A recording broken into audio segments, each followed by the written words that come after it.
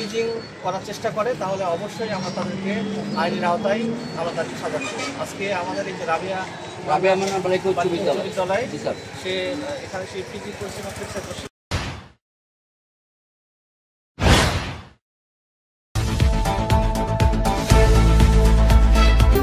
Kasba TV হৃদয়ে আমার জীবনের একটা ভুল এটি স্বেচ্ছায় স্বীকার করায় মোবাইল ফোন আগে তোমার 6 টাকা এবং 500 টাকা অর্থদণ্ড দেওয়া হবে। চেষ্টা করতে পারি এই ধরনের ইপটিজিং যারা করে স্যার তাদেরকে কি সবাইকে কি এভাবে সাজা দেওয়া হবে যদি ভবিষ্যতে এই ধরনের পদক্ষেপ নেওয়া হয়?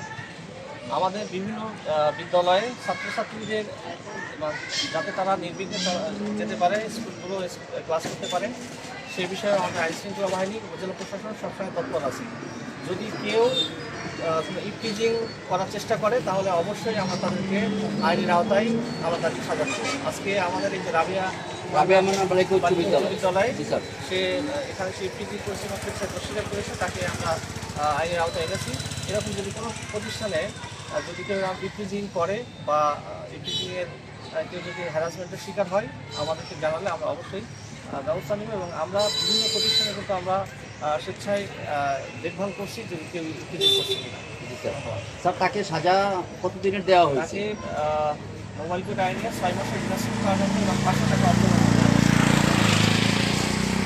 আমাদের বিভিন্ন বিদ্যালয়ে ছাত্রছাত্রীদের যাতে তারা নির্বিঘ্নে যেতে পারে, স্কুলগুলো ক্লাস করতে পারে, সে বিষয়ে আমাদের আইনশৃঙ্খলা বাহিনী উপজেলা প্রশাসন সবসময় তৎপর আছে। যদি কেউ ইপটিজিং করার চেষ্টা করে তাহলে অবশ্যই আমরা তাদেরকে আইনের আওতায় আমরা তাদেরকে সাজা দেব। আজকে আমাদের এই যে রাবিয়া উচ্চ বিদ্যালয় জি স্যার সে এখানে সে ইপটিজিং করেছে এবং স্বীকার করেছে, তাকে আমরা আইনের আওতায় এনেছি। এরকম যদি কোনো প্রতিষ্ঠানে যদি কেউ ইপটিজিং করে বা ইপটিজিংয়ের কেউ যদি হ্যারাসমেন্টের শিকার হয় আমাদেরকে জানালে আমরা অবশ্যই ব্যবস্থা নেব। এবং আমরা বিভিন্ন প্রতিষ্ঠানে কিন্তু আমরা স্বেচ্ছায় দেখভাল করছি যদি কেউ ইপটিজিং করছে কিনা। মোবাইল কোড আইনে 6 মাসের বিনাশ্রম কারাদণ্ড এবং 500 টাকা অর্থদণ্ড দেওয়া হবে। কসবা টিভির সংবাদের সাথে থাকার জন্য ধন্যবাদ জানাচ্ছি। পরবর্তী সংবাদ পেতে আমাদের চ্যানেলটি সাবস্ক্রাইব করে রাখুন।